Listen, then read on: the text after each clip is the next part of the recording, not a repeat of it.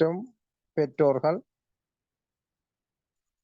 இந்த கருத்தரங்கினை மிக திறம்பட உங்களுக்கு பரீட்சை நோக்கிலே வழிப்படுத்த இருக்கின்ற யாழ்ப்பாணத்தின் முன்னணி ஆசிரியர்களில் ஒருவரான என்எஸ் தீபன் ஆசிரியன் அவர்களே மற்றும் இந்த கருத்தரங்கிலே பல்வேறு வகையிலே ஒத்துழைப்பு வழங்கிய அனைவர்களுக்கும் இரவு நேர வணக்கங்களை கூறிக்கொண்டு, அன்புக்குரிய மாணவ செல்வங்களே, பெற்றோர்களே, உங்களுக்கு அனைவருக்கும் தெரியும் இந்த கருத்தரங்கு இன்றைக்கு 4வது வருடம் மறைந்த புலமைச்சிகரம் அன்பழகன் ஞாபகார்த்தமாக ஐவின்ஸ் தமிழ் இணையதளம் மற்றும் யூடியூப் தளம் நடத்தி வருகின்றது. இன்றைய தினம் இங்கே கருத்தரங்கினை வழங்க இருக்கின்ற தீபனாசிரியர்களை போன்ற பல நல்ல உள்ளங்கொண்ட ஆசிரியர்களின் ஒத்துழைப்பினால் இந்த கருத்தரங்கினை உங்களுக்கு நான் இலவசமாக வழங்கக்கூடிய மாதிரி இருக்கின்றது. அன்புக்குரிய பெற்றோர்களே, இந்த கருத்தரங்கு இலவசமாக நடைபெறுகின்ற என்பதை கருத்தில் கொண்டு இதில் நீங்கள் கவனம் இல்லாமல் இருக்கக்கூடாது. மிக பெருமதி வாய்ந்த ஒரு கருத்தரங்கு. அது மட்டும் இல்லாம அன்பழகன் மறைந்த புலமைச்சிகரம் அன்பழகன் ஞாபகார்த்தமாக நாங்கள் வினாத்தாள்களையும் முதல் நாள் வெளியீடு செய்து அடுத்த நாள் கருத்தரங்கினை ஒழுங்குபடுத்தி செய்து வருகின்றோம். அந்த வகையிலே கடந்த ஞாயிற்றுக்கிழமை இடம்பெற வேண்டிய கருத்தரங்கு நாட்டில் காலநிலை சீரின்மையினால் பிற்போடப்பட்டிருந்தது. அந்த அடிப்படையிலே இன்றைய தினம் இந்த கருத்தரங்கு இங்கே இடம்பெற உள்ளது. ஆகவே பகுதி 1 உங்களுக்கு பூரணமாக ஆசிரியர் செய்து விடுவார். பகுதி 2லும் தேவையான விடயங்கள் ஏதாவது இருப்பின் குறித்து விடுவார். இதற்குரிய விடைகள் நாளைய தினம் அல்லது நாளை முற்பகல் உங்களுக்கு பகிரப்படும். ஆகவே இந்த குறிக்கப்பட்ட நேரத்திலே மிக அவதானமாக இருந்து ஆசிரியர் சொல்வதை கேட்டு உங்களுக்குரிய விளக்கமின்மைகளை நீங்கள் தெளிந்து கொள்ள வேண்டும் என கூறிக்கொண்டு, சரியாக 8 மணி ஆகின்றபடியால இந்த கருத்தரங்கினை நமக்கு திறம்பட செய்ய இணைந்திருக்கின்ற தென்மராட்சியின் சாவச்சேரி இந்து ஆரம்ப பாடசாலை ஆசிரியரும் யாழ்ப்பாணத்தின் முன்னணி ஆசிரியருமாகிய தீபன் ஆசிரியர்களுக்கு ஐவின்ஸ் தமிழ் சார்பாகவும் மாணவர்கள் சார்பாகவும் நன்றியை கூறிக்கொண்டு இந்த கருத்தரங்கினை தொடர்ந்து நடத்துமாறு அன்புடன் அழைக்கின்றேன். நன்றி.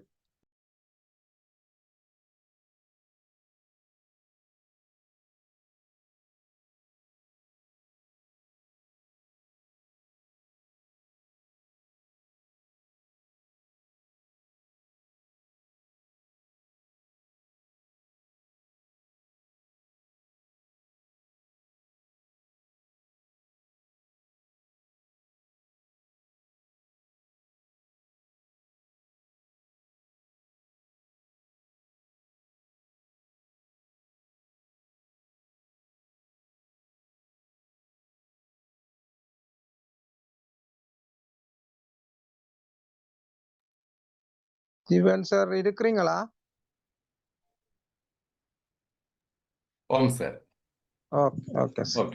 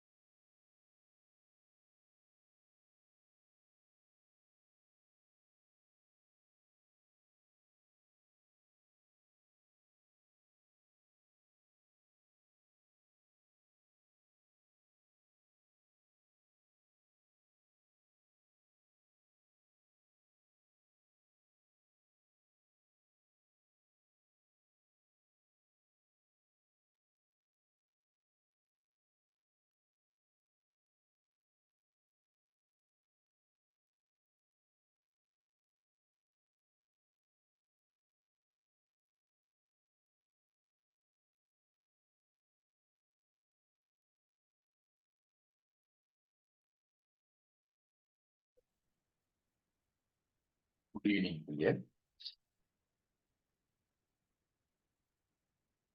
இங்கே உங்களுடைய அந்த ஐவின்ஸ் தமிழினுடைய இரண்டாவது கருத்தரங்கு தொடர். இரண்டாவது கருத்தரங்கு தொடரினுடைய விளக்கங்கள் தான் நான் இன்னைக்கு பார்க்க போறேன். அதுக்கு பிறகு நான் நினைக்கிறேன் மூன்றாவது கருத்தரங்கு, நாலாவது கருத்தரங்குக்குரிய பேப்பர்ஸ் எல்லாம் உங்களுக்கு கிடைச்சிருக்கும். 3-4 எல்லாம் கிடைச்சிருக்கும். அதுக்குரிய சூம் கிளாஸ் எல்லாம் நடந்திருக்கும் என்று நான் நினைக்கிறேன். சரி, இது எங்களுடைய இந்த வருஷத்துக்குரிய இரண்டாவது வினாத்தாளுக்குரிய கருத்தரங்கு. இப்ப நீங்கள் வினாத்தாள வச்சிருக்கைக்குள்ள அந்த என்ன டேட் எனக்கு தெரியல. இது வந்து 2வது பேப்பர்ஸ், உங்களுக்கு அனுப்பப்பட்ட 2வது பேப்பர்ஸ். எல்லாரும் 2வது பேப்பர்ஸ் எடுத்து வச்சுக்கொள்ளுங்க. 2வது பேப்பர்ஸ் வினாத்தாள் நீங்க அது பிறகு நீங்க 3-4 செய்திருப்பீங்க. இல்ல அது நம்பர்ஸ் கொடுத்திருக்கணுமோ தெரியல. நீங்க பாருங்க, இது 2வது வினாத்தாள். 2வது வினாத்தாள்ன்றது செகண்ட் பார்ட் இல்ல, உங்களுக்கு அனுப்பப்பட்ட 2வது வினாத்தாளா போன கிழமைக்கு அது போன கிழமை இது அனுப்பப்பட்டிருக்கு. போன ஞாயிற்றுக்கிழமை இந்த சூம் கிளாஸ் நடக்கும்னு சொன்ன பேப்பர்ஸ் மாறி வேற பேப்பர்ஸ் எடுத்து பார்த்து கொண்டு இருக்கு இல்லையா?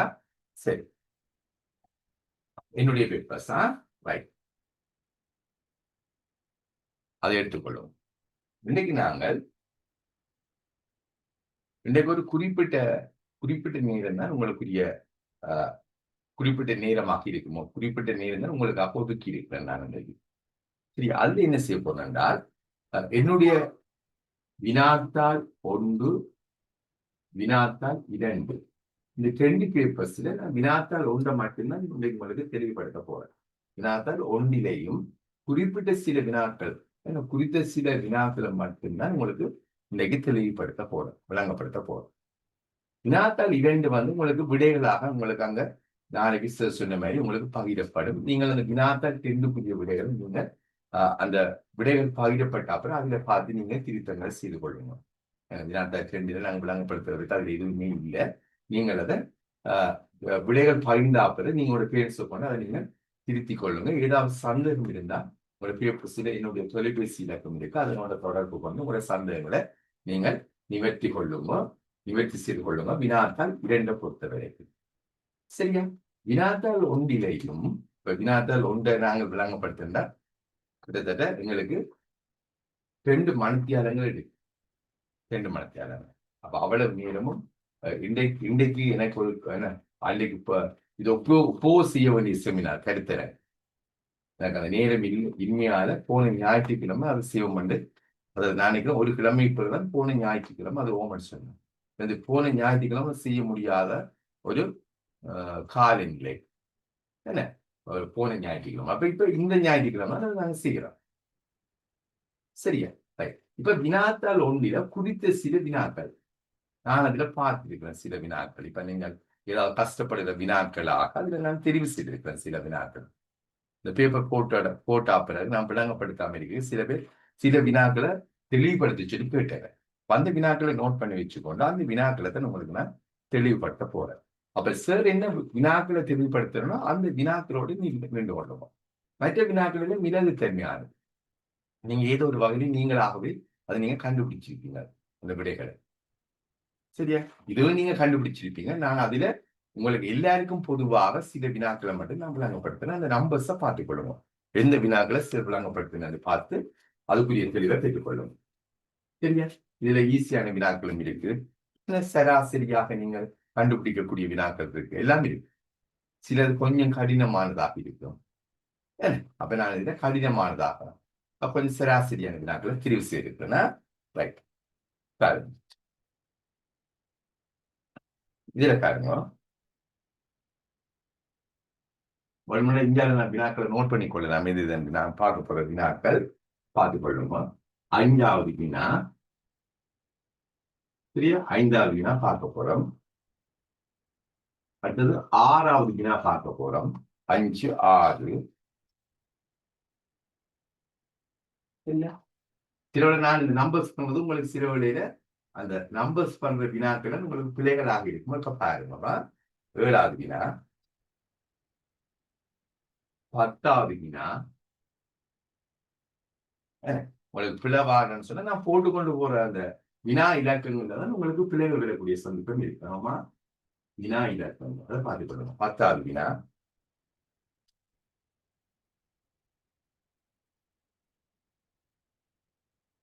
14வது வினா, அடுத்து 15வது வினா, 16வது வினா, 18வது வினா. சரி, அடுத்து 24வது வினா, 24,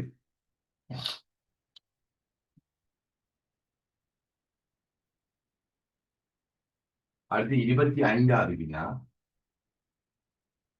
26வது வினா, அது தெரியல உங்களுக்கு. ஓகே, தெரியுதா? 26வது வினா, 28வது வினா, 29வது வினா, 30வது வினா,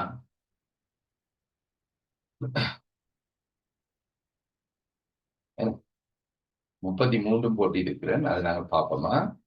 ஓகே இருக்குன்னு நினைக்கிறேன். அடுத்து 35, 36, 35, 36. சரி, இவ்வளவுதான் நான் உங்களுக்கு தெரிவு செய்த வினாக்கள். இந்த இந்த என்னுடைய வினாத்தால இந்த வினா அமைப்புகளை மட்டும்தான் நான் இதை பார்க்க போறேன். இப்ப நீங்க சில வேளையில இதை பாருங்க, உங்களுக்கு நான் விடைகள் பகிரே இல்லை. உங்களுக்கு பிழை பெறக்கூடிய வினாக்கள் என்றால் இந்த வினாக்கள்ல ஏதாவது ஒரு சில வினாக்களை இல்லை இந்த வினாக்களுக்கு அடங்குற அந்த வினாக்கள் தான் உங்களுக்கு பிழையாக இருக்கலாம். சரி, அப்படிங்க திருத்தினா பாருங்க. சரி, அப்ப இந்த வினாக்களை தான் நான் உங்களுக்கு தெளிவுபடுத்த போறேன். 1, 2, 3, 4, 5, 6, 7, 8, 9, 10, 11, 12, 15, 14, 15, 16, 16 வினாக்கள். சரியா? ரைட். நாங்கள் இப்ப வினா அமைப்புல போவோம். ரைட். முதலாவது 5வது வினா. இதை பார்ப்போமா? 5வது வினா.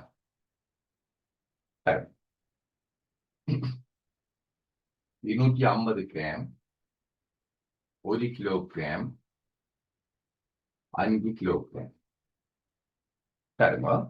வியாபாரி ஒருவர் 250 கிராம், 1 கிலோகிராம், 5 கிலோகிராம் ஆகிய படிகளை மட்டுமே வைத்திருக்கிறார். படிகள் சொன்னா படிக்கற்கள், அந்த நிறுத்தல், இந்த நிறைகளுக்குரிய அந்த படிக்கற்கள். இந்த நிறைகள்ல தான் படிக்கிறது. 250 கிராம், 1 கிலோகிராம், 5 கிலோகிராம் படிக்கல். இந்த வியாபாரியிடம் உள்ள படிக்கல். வேற நிறையுடைய படிக்கல் எதுவுமே வியாபாரியிடம் இல்லை. இந்த 3 விதமான படிக்கல் தான், இந்த 3 வகையான படிக்கல் மட்டும்தான் அந்த வியாபாரியிடம் இல்லை. சரியா? ரைட். இப்ப இவர் தன்னிடம் உள்ள படிகளை மட்டும் பயன்படுத்தி, இந்த 3 படிகளையும் மட்டும் பயன்படுத்தி பின்வரும் நிறையுள்ள பொதிகளை ஒரே தடவையில் அளக்க முடியும்.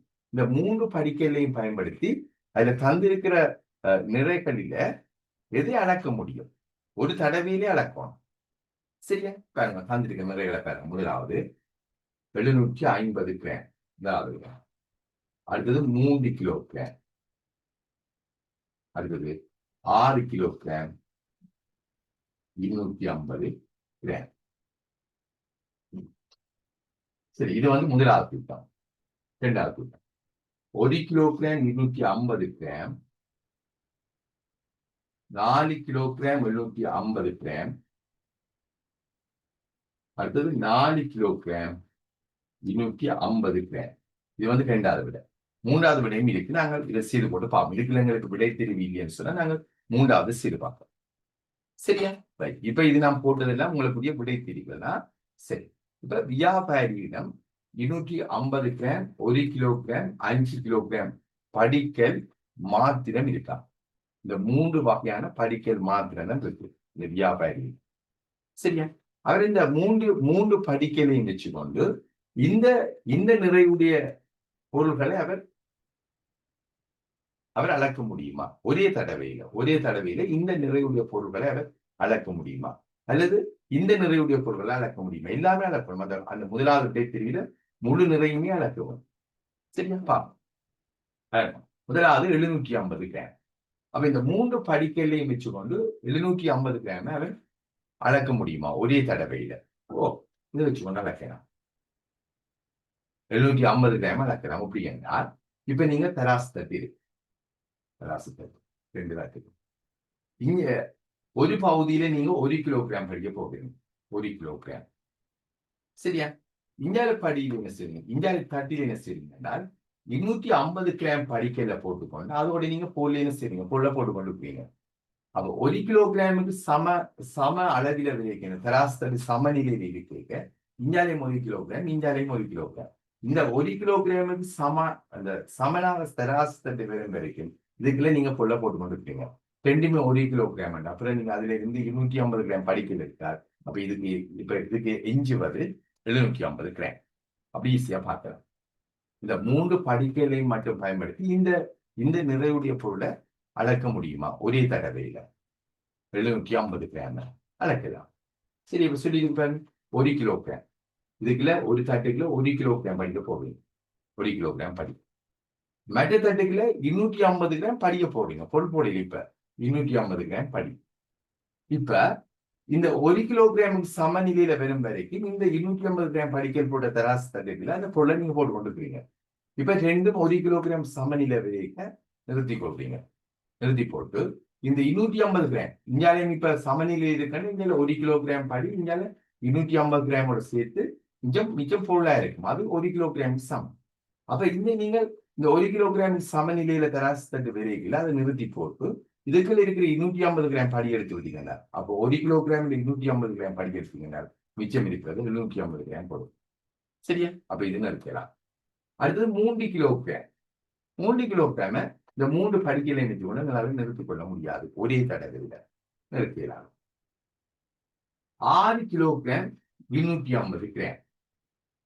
6 கிலோகிராம் 250 கிராம் ஈஸியாக இருக்கலாம். 5 கிலோகிராம் 6 கிலோகிராம் இந்தியால 250 கிராம் 5 6 அப்ப 6 கிலோகிராம் 250 கிராம் இது நிறுத்தலாம். அப்ப இதுல ஒன்று நிறுத்தலாம்னு சொன்னா இந்த விடை தெரியும். என்ன செய்யாது வராது. அடுத்து பாருங்க 1 கிலோகிராம் 250 கிராம். இங்க 1 கிலோகிராமையும் 250 கிராம் சேர்த்தீங்கன்னா 1 கிலோகிராம் 250 கிராம் நாங்க நிறுத்தலாம். சரியா? 4 கிலோகிராம் 750 கிராம் இதே மாதிரி 4 கிலோகிராம் 750 கிராம் நிறுத்தலாம். அப்படி என்றால் இங்கால 5 கிலோகிராம் படிக்க போகுது. 5 கிலோகிராம் இங்கால 250 கிராம் படிக்க போகுது. 250 கிராம் போட்டுட்டு இந்த 5 கிலோகிராமுக்கு சமநிலையில பெறும் வரைக்கும் இந்த தராசு தட்டுகளை பொருளை போட்டு கொடுக்குறீங்க. அப்ப 5 கிலோகிராமுக்கு சமநிலையில இந்த தட்டு வந்தோட நீங்க அப்படியே நிறுத்தி போடுங்க. நிறுத்திட்டு இந்த 250 கிராம் எடுத்து விட்டீங்கன்னா மிச்சம் 4 கிலோகிராம் 750 கிராம் ஆயிடும். 5 கிலோகிராமுக்கு சமநிலையில் இருக்க நீங்க அந்த பொருளை போறதை நிப்பாட்டி போட்டு இந்த 250 கிராம் எடுத்தீங்கன்னா மிச்சம் 4 கிலோகிராம் 750 கிராம். 5 கிலோகிராம்ல 250 கிராம் போனா இது 4 கிலோகிராம் 750 கிராம் அந்த பொருள் ஆகிடும். சரியா? இதையும் எடுக்கலாம், இதையும் எடுக்கலாம். அடுத்து 4 கிலோகிராம் 250 கிராம் 250 கிராம் எடுக்கலாம். அப்படி என்றால்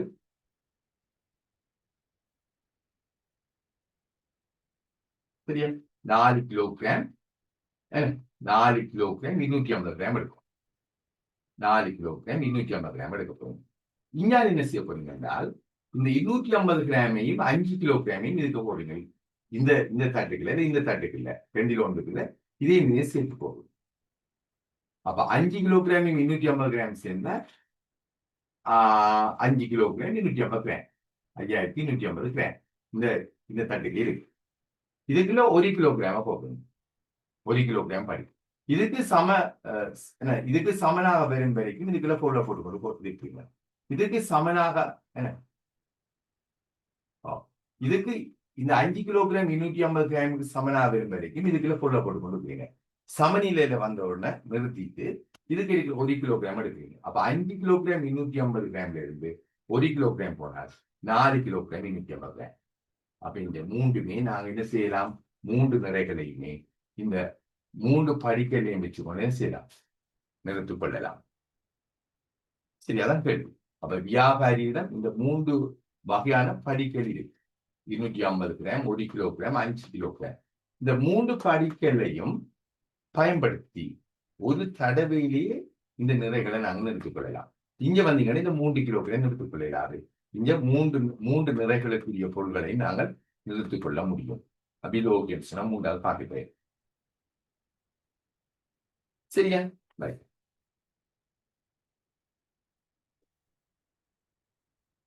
அடுத்த பார்ப்போம். அடுத்த ஆறாவதா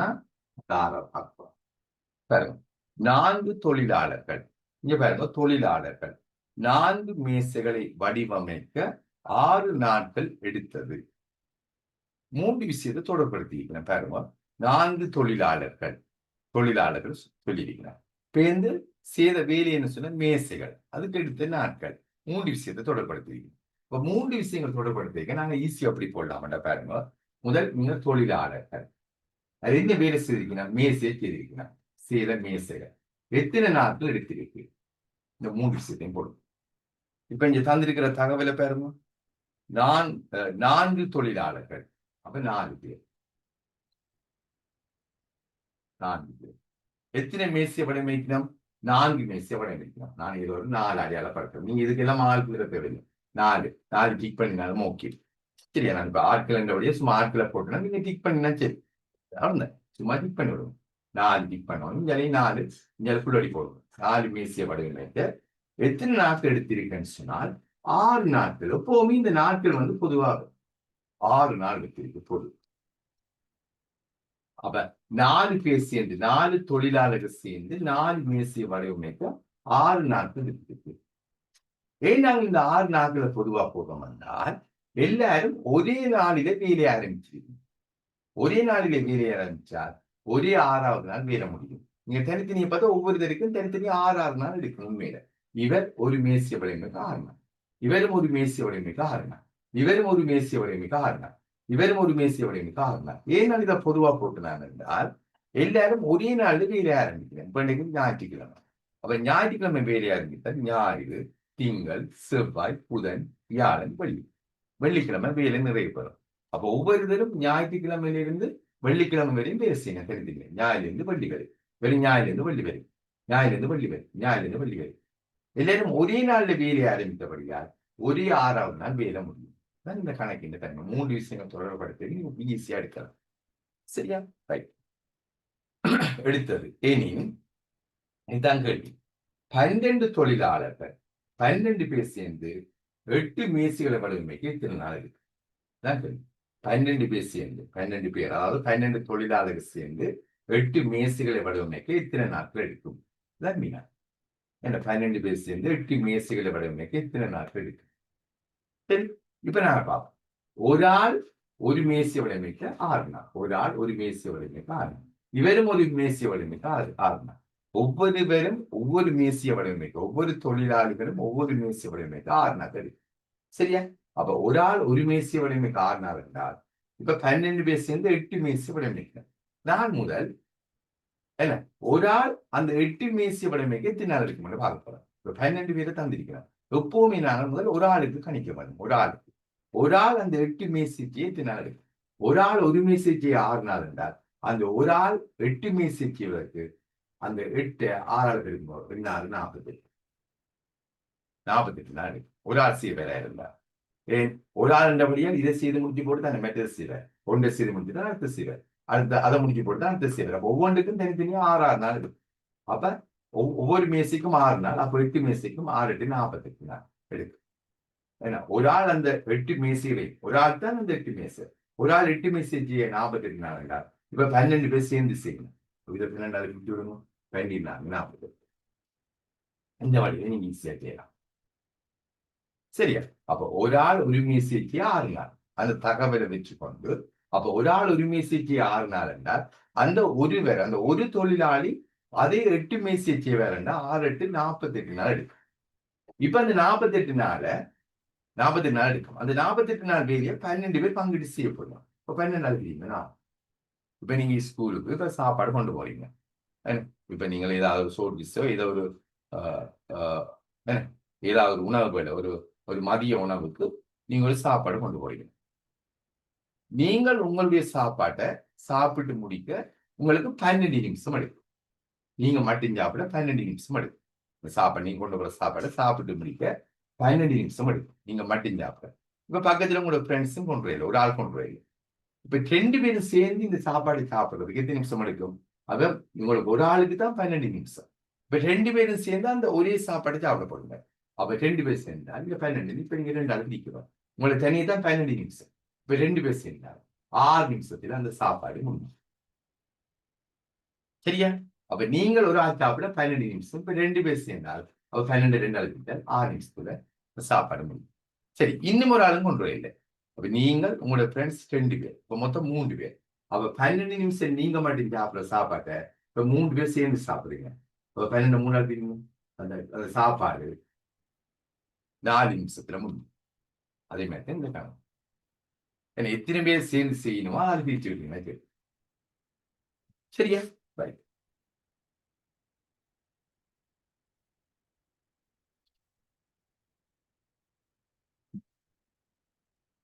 அடுத்த பேச்சுக்கு வாங்க. இத பாருங்க. படத்தில் காட்டப்பட்டவாறு கடை ஒன்றில் மீன்தின்கள் 2 பிரிவாக கோபுர வடிவில் அடுக்கப்பட்டுள்ளது. 2 பிரிவாக அடுக்கி இருக்கணுமா? 2 பிரிவாக கோபுர வடிவில். அந்த கோபுர வடிவ பாருங்க. மேல் 1, அடுத்த 2, அடுத்த 3, அடுத்த 4. அந்த ஒழுங்கில போகுது. சரியா? அது என்ன எண் ஒழுங்குன்னு சொன்னார், அது முக்கோணம். முதல் 1, இந்த 1 2 3, இந்த 3 4 என்ன அந்த முக்கோணியன் ஒழுங்கில போகுது. என்ன 1 1 2 3, இப்ப இந்த 3 3 6, என்ன இப்ப இந்த 6 4 10, அந்த ஒழுங்கில போகுது. முக்கோணியன் ஒழுங்கில போகுது. சரியா? மீண்டும் அடுக்கி இருக்கிறார். எப்படி அடுக்கி இருக்கணும்னா 2 பிரிவாக அடுக்கி இருக்கும். மீண்டின்களை ஒன்றுக்கு மேல ஒன்று அடுக்கி இருக்கு. சரி, கோபுர வடிவில் அடுக்கப்பட்டுள்ளது. இதில் சில மீண்டின்கள் விற்பனை செய்யப்பட்ட பின்னர் இதுல இருந்து இந்த 2 விதமா அடுக்கி இருக்கிற மீண்டின்கள்ல இருந்து சில மீண்டின்கள் அது எதிரையோ சில மீண்டின்கள் விற்பனை செய்யப்பட்டிருக்கா. அதை வளம் எடுத்தாச்சு. விற்பனை செய்யப்பட்டிருக்கு. விற்பனை செய்யப்பட்ட பின்னர் மீதியா உள்ள மீண்டின்களை மீண்டும் இதே போன்ற கோபுர வடிவில் ஒன்றாக அடுக்கப்பட்டது. இப்ப 2 கோபுர வடிவில் அடுக்கிறீங்க பாருங்க. இதுக்குள்ள 10 மீண்டின் இருக்கு, இதுக்கே 10 மீண்டின் இருக்கு. இதுக்குள்ள 10 மீண்டின், இதுக்குள்ளேயும் 10 மீண்டின் இருக்கு. அப்ப மொத்தம் 20 மீண்டின்கள் இருக்கு. மொத்தம் 20. இதுல 10, இதுல 10. இந்த மீண்டின்களை இருந்து கொஞ்சத்தை சிலர் விற்பனை செய்யலாம். விற்பனை செய்த பிறகு அந்த எங்கிருந்த மீண்டின்களை என்ன செய்யறோம் என்றால் ஒரு கோபுர வடிவில தான் அமைக்கிறோம். இப்ப 2 விதமாக அடுக்கி இருக்கிற மீண்டின்களை இருந்து சிலது வித்தா பிறகு வார எஞ்சியதை நாங்க ஒரு கோபுர தான் அடுக்கிறோம். ஒரு கோபுர 2 இன்ச் சேர்த்து நாங்க எஞ்சி இருந்ததை ஒரு கோபுர தான் அடுக்கிறோம். சரி, இதுதான் தகவல். மீண்டும் இதே போன்ற கோபுர வடிவில் ஒன்றாக அடுக்கப்பட்டது. எனின் விற்கப்பட்ட மீண்டின்களின் ஆக குறைந்த எண்ணிக்கையாக அமையக்கூடியது. அப்ப எத்தனை மீண்டின்களை நாங்க வித்திருக்கோம்? குறைவாக விற்கக்கூடிய மீண்டின்கள் கோபுர நீரில் அடுக்கப்பட்டது என்று சொன்னார். நிச்சயமா வாரதை நாங்கள் ஒரு கோபுரத்துல நாம் அடுக்கிறோம். அடுக்கையில அப்ப குறைவாக விற்கப்பட்ட மீண்டின்கள் குறைவாக இத்தனை மீண்டின்களை நாங்கள் வித்திருக்கலாம். சரியா? இனி விற்கப்பட்ட மீண்டின்களின் ஆக குறைந்த எண்ணிக்கையாக அமையக்கூடியது. அப்ப ஒரு கோபுர நீர் சொன்னாங்க. அதுல என்னென்ன எண்ணிக்கை வரலாம்? 1 வரலாம். அதாவது முக்கோணியம் 1 2 3 வரலாம். என்ன 3 3 6 வரலாம். 6 4 10 வரலாம். 10 5 15 வரலாம். அப்ப அடுத்து 21 வரலாம். அப்படி போகும். இப்ப நாங்கள் 21 எடுக்கலாம். அது என்னன்னா மொத்தமாக 20 மீண்டின்கள் தான் இருக்கு. அது நாங்கள் இப்ப ஒரு கோபுர நீரில் அடுக்கிறோம் என்றால் ஒன்றில் அது இந்த எஞ்சி அந்த வித்தாபிரவாத மீண்டின்கள் ஒன்றில் 1 இருக்கலாம், அல்லது 3 இருக்கலாம், அல்லது 6 இருக்கலாம், இல்ல 10 இருக்கலாம், இல்ல 15 இருக்கலாம். 21 திண்மீன்கள் இருக்கிறது. அதே மொத்தமாக 20 திண்மீன்கள் தான் இருந்தது. அப்ப வித்தாபிரவ கூடிடுமா திண்மீன்? அப்ப குறையும். அப்ப 20 விட குறைவா இருக்கும். அப்ப இது இருக்கிறீங்களா? ஆகவே குறைவாக அப்ப அடுத்தது 21 இருக்கிறாள். அப்ப 21க்கு முதல் என்றால் எங்கிட்ட இருந்தது 20 திண்மீன்கள். சரியா? அப்ப அடுத்தது நாங்கள் கோபுர நீரில் அடுக்கக்கூடிய சந்தர்ப்பம் அங்கே இருக்கும் என்றால் 15 திண்மீன்கள் இருந்தால் நாங்கள் கோபுர நீரில் அடுக்கலாம். அப்ப 20ல 15 இருந்து அடுக்கலாம் என்றால் அப்ப விற்கப்பட்டது 5 திண்மீன்கள். அப்ப இதுதான் குறைவாக விற்கப்பட்டது. குறைவாக. இப்ப நாங்கள் 10 அடுக்கிறோம்னு சொன்னா அப்ப 10 திண்மீன்களை வித்திருப்போம். 10 திண்மீன் வித்திருப்போம். 6 அடுக்கி இருப்போம் என்றால் அப்ப எத்தனை திண்மீனை வித்திருப்போம்? 20 6 போனா 14 மீன் வச்சிருக்கோம். அப்ப விற்கப்பட்ட மீன்கள் எண்ணிக்கை குறைவா இருக்கணும் என்றால் நாங்கள் 21 வராது. ஏன்னா இருந்தது 20. இப்ப வித்தா பிறகு எங்களுக்கு அடுத்த அந்த கோவநீரில் அமைக்கக்கூடிய எண் 15. அப்போ 15 தீர்மீன்கள் இருந்து 20க்கு பிறகு 20க்கு பிறகு 15 தீர்மீன்கள் இருக்கு. 20 மீன் சொன்னா 2 கோவநீர்கள் நிலையில தான் 20. அப்ப 20க்கு அடுத்ததாக நாங்கள் ஒரு கோவநீரில் அமைக்கக்கூடிய தீர்மீன்கள் எண்ணிக்கை 15. 20ல 15 என்றால் அப்ப 5 தீர்மீன்கள் குறைவாக விற்கக்கூடிய தீர்மீன்கள் வித்திருக்கக்கூடிய தீர்மீன். சரியா? ஒரு வித்தியாசமான கணக்கு பார்த்துக் கொள்ளும். அடுத்த 10வது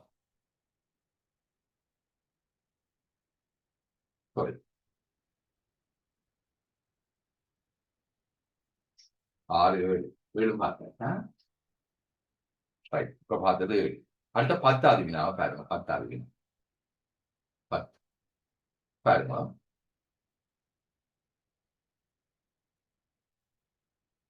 சரியா?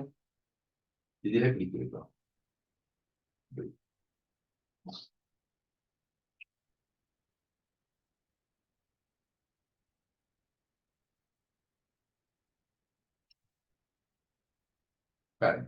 பெறப்பட்ட சதுரமுகியானது இது ஒரு சதுரமுகி எல்லா பக்கங்களும் சமம். ரைட்? நிறமை பூசப்பட்டுள்ளது. சுத்தி வர இந்த சதுரமுகியை சுத்தி நாங்கள் நிறமையை பூசுறோம். எல்லா பக்கம் 6 பக்கங்களில் நிறமையை பூசினா பிறகு இதனை படத்தில் காட்டியவாறு ஒரு கனவுரு குட்டியாகவும் மேலே ஒரு பகுதியை நாங்கள் ஒரு கனவுரு குட்டியாக அப்படியே வெட்டி எடுக்கலாம். மேலே கிட்டத்தட்ட 3ல் 1 பங்கு 3 பிரிச்சா அதுல 1 பங்கு மேற்பகுதி அப்படியே கனவுரு குட்டியா வெட்டி எடுக்கலாம். அப்படியே உங்களுக்கு படம் தந்திருக்கு பாருங்க.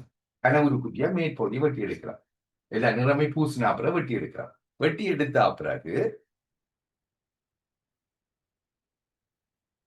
ஒரு கனவுரு குட்டியாகவும் மீதி சம அளவுடைய சதுரமுகி குட்டிகளாகவும் வெட்டப்பட்டுள்ளது. அப்ப ஒன்று இந்த கனவுரு குட்டி வெட்டி எடுத்தது இந்த கனவுரு குட்டி பெருசு.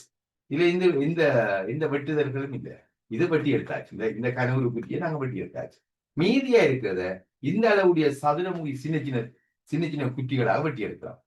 மீதியை சரி. அப்ப 3ல் 1 பகுதி மேல கனவுரு குட்டியா போச்சு. மிச்சத்தை நாங்க சதுரமுகி குட்டிகளாக வெட்டி எடுக்கலாம். சரியா? இந்த அளவுடைய சதுரமுகி குட்டிகளாக வெட்டி எடுக்கலாம். ரைட்? வெட்டப்பட்டுள்ளது. இனி வெட்டப்பட்ட சிறிய குட்டிகளில் இந்த வெட்டப்பட்ட இந்த சின்ன குட்டி இருக்குதான். இந்த குட்டிகளில் 3 பக்கங்கள் மாத்திரம் நிறமை பூசப்பட்ட குட்டிகள் எத்தனை? 3 பக்கங்கள் நிறமை பூசப்பட்ட குட்டிகள் எத்தனை இருக்குமா? 3 பக்கங்கள். அப்ப முழுமையாக நிறமை பூசி போட்டு மேலே இருக்கிற கனவுரு குட்டியை தனியா எடுத்தாச்சு. எடுத்துட்டு மிச்சத்தை நாங்க என்ன செய்யறோம் என்றால் இந்த அளவுடைய சதுரமுகி குட்டிகளாக வெட்டி எடுக்கிறோம். அப்ப இதுல 3 பக்கங்கள் நிறமை பூசப்பட்டது என்றால் இந்த மூலை இந்த கீழே இருக்கிற 4 மூலை அந்த சதுரமுகின்ற கீழ் 4 மூலையில் தான் 3 பக்கங்கள் நிறமை பூசப்பட்டு இருக்கிறது. 3 பக்கங்கள் நிறமை பூசு.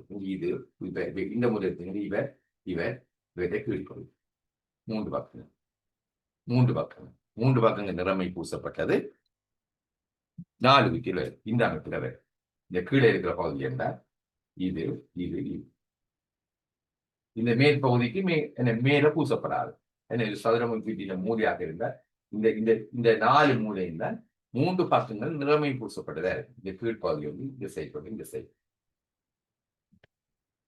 சரியா? ரைட்.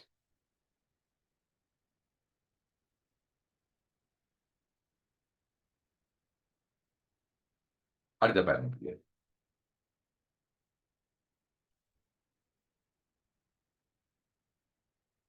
5 3 9 72 4 5 இங்க 55 3 10 அங்க 39 இங்க 36 70 42. சரி, உங்களோட ஃபைனல் பேப்பர்ல எண்கோல் அமைப்பு வந்தால் அதை நீங்க கண்டுபிடிக்கிறது மிகவும் கஷ்டமாயிருக்கு. அப்படித்தான் உங்களுக்கு அந்த எண்கோல் அமைப்புகள் போகிறது. சரியா? எண்கோலத்திலே கணக்கு வகைகள் எல்லாம் இருக்கு. நாங்கள் இந்த கணக்கை மட்டும் இப்ப பார்ப்போம். இதுல என்ன கேட்டிருக்கணும் என்றால் இந்த A இடத்திலேயும் இந்த B இடத்திலேயும் வர வேண்டிய எண் பெருமானங்கள் என்ன? சரியா? அவருக்கு தந்த விடைகளை வச்சு கொண்டு பார்க்கணும் ஈஸி. முதலாவது விட 8 3, அடுத்த 7 3, 4 3, முதலாவது 2வது 3வது. எப்பவுமே நீங்கள் கூடுதலான உங்களோட ஃபர்ஸ்ட் பார்ட் வினாக்களுக்கு விடை தெரிவுகளை வச்சுக்கொண்டே நீங்கள் என்ன செய்யலாம், விடைகளை கண்டுபிடிக்கலாம். விடை தெரிவுகள் இதை வச்சுக்கொண்டே நீங்க விடைகளை கண்டுபிடிக்கலாம். சிலருக்கு நீங்க வினாக்களை வினாக்கள் ஒரு வசனத்துக்கு போன உடனே உங்களோட விடை தெரிவுகளை பார்த்து சிலதை நீங்க நீக்கி விடலாம். இது வராது இது வராது ஆக இங்கே இருக்கிறது ஒன்று என்று போடலாம். சிலர்ல ஒன்று கட்டாயம் உங்களுக்கு தெரியுமா, ஏதோ ஒரு வசனத்தை வாசிக்கல அந்த வரிசை நிலை கணக்கெல்லாம் சிலர்களை நீங்கள் உடனுடனே நீக்கி விடலாம். கடைசி வரைக்கும் செய்ய வழி செய்தான் விட கண்டுபிடிக்கணும் வந்தால் உங்களுக்கு அது நடக்காது, கஷ்டம். நீங்க அவ்வளவு கேள்வியை நீங்க செய்து பார்த்து விட எடுக்கணும்னா மிகவும் அரிதாக இருக்கும், செய்ய முடியாது. சிலர் நாங்கள் குயிக்கா செய்து கொள்ளணும் என்றால் விடை திரிவுகளை வச்சுக்கொண்டு விடைகளை தள்ளி கொண்டு போகணும். இது வேறாங்க அப்ப இதுதான் விட, இல்லாட்டி இது மட்டும் வராதுன்னா அப்ப 2 இராதவங்க நாங்கள் அந்த நேரத்துக்கிட்டமே தெரிவு செய்யப்பட்டு போவோம். எல்லா விடைக்கும் நாம் விட வேண்டாம் செய்து கொள்ள முடியாது. சரியா? ரைட். இப்ப நான் விடையை வச்சுக்கொண்டு பார்க்கணும். அப்படி இருக்காங்க 4 7. இப்ப பாருங்க, இந்த A இடத்திலையும் B இடத்திலையும் என்ன எண் பெருமானம் பெறதான் வினா. இப்ப பார்ப்போம். இப்ப பாருங்க, இந்த நிலையில பாருங்க, இந்த நிலையை வச்சுக்கோங்க. இந்த நிலை 2 நிலை, இது 3 நிலை. இப்ப நிலைகளாக பார்த்தால் 1 நிலை 2 நிலை 3 நிலை. நிலைகள் 1 2 3. அப்ப 3 நிலைகள் தந்திருக்கலாம். அப்ப அந்த நிலைகளை வச்சுக்கொண்டு கண்டுபிடிக்கலாம் பார்ப்போம். சரி, இந்த நிலையை வச்சுக்கொண்டு கண்டுபிடிக்கலாம். ஏனென்றால் எல்லாமே எங்களுக்கு நம்பர்ஸ் தந்திருக்கலாம், எல்லாமே தெரியும். இந்த நிலையை வச்சுக்கொண்டு கண்டுபிடிக்கலாம். அது இந்த இடத்துல எங்களுக்கு இந்த எண்பரும் அது தெரியாது. அப்ப இதை கொஞ்சம் கண்டுபிடிக்கலாம். இந்த நிலையிலையும் B இடத்துல தெரியாது.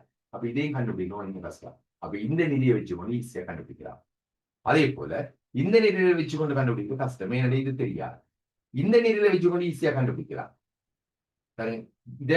இதை வச்சுக்கொண்டு ஈஸியா கண்டுபிடிக்கலாம் இந்த நிலையை. அது மாதிரி இந்த நிலையில வச்சுக்கொண்டு ஈஸியா கண்டுபிடிக்கலாம். எல்லா நம்பர்ஸும் தந்திருக்கலாம். இந்த நிலையில வச்சுக்கொண்டு கண்டுபிடிக்கலாம். அது B தெரியாது. அப்ப தெரிகிற எண்கள் இருந்தால் நீங்க ஈஸியா கண்டுபிடிக்கலாம். அப்ப முதலாவது நிலையையும் 2வது நிலையும் வச்சுக்கொண்டு நாங்க தனித்தனியை கண்டுபிடிக்கலாம். என்ன ஒழுங்கு நிலையில நம்பர்ஸ் தந்திருக்கிறோம். இப்ப நான் முதலாவது நிலையை பார்ப்போம். எப்படி இங்க ஒழுங்கு நிலை இருக்கா, இப்ப முதலாவது எண்ணையும் 2வது இலக்கத்தையும் கூட்டுறோம். 5 3 8 எண் 9 72. முதல் 2 எண்களையும் கூட்டி அடுத்த கடைசி எண்ணால பிரிக்கணும். 5 3 8 எண் 9 72. அப்ப நிலையில நடந்திருக்கு. அதே செய்ய பயன்படுத்த அதே சில வேறு செய்யும் இருக்கிறார். அதே செய்ய கொண்டு பாருங்க, 3 4 7 7 10 70. சரி, அப்ப நிலையிலையும் நடந்திருக்கின்றால் முதல் 2 எண் பெருமானங்களையும் கூட்டி அந்த இதுல கடைசி என்ன பெருக்கினான், இதையும் கூட்டி இதை பெருக்கினேன், இதான் ஒழுங்கு. அப்ப இப்ப நாங்கள் இந்த முதலாவதுடைய பிரதி விஷயம் முதல் பேருக்கு 8 போட்டு பார்ப்போம். 8 நாளும் 12 12 60 இங்க. அப்ப இங்க 7 போட்டு பார்ப்போம். 7 போட்டால் 7 நாளும் 11 11 55. ஓகே, 7 தான் சரி. அப்ப இந்த இடத்துல கட்டாயம் 7 தான் பெறணும். பாருங்க, 7 வார விட எங்க இருக்கு, இதுல மட்டும்தான் இருக்கு. அப்ப இந்த அப்ப நாங்க அடுத்த ஒன்று சேர்க்கவில்லை. இதெல்லாம் காண தேவை, இது திருப்பி போகும். சரி, அப்படி நிறைய விஷயங்கள் ஃபர்ஸ்ட் பார்ட்ல பிள்ளையா நீங்க நிறைய சிலர் செய்து பார்க்காமலே விடை திரிவுகளை பார்த்து விடைகளை கண்டுபிடிக்கலாம். இப்ப நீங்க வரிசை நிலையில எல்லாம் கூட அந்த வசனத்துல இருக்க வாசிக்கிறீங்க, எல்லாத்தையும் பந்திய வாசிக்கிறீங்க. அதுல எங்கேயாவது ஒரு நடுவில் என்ற சொற்பதங்கள் இருந்தாலே காண முடியும். அப்ப விடைகள் யார் விடையா வரும், விடைகள்ல 3 விடைகள். ஓகே, இப்ப 75 86 108.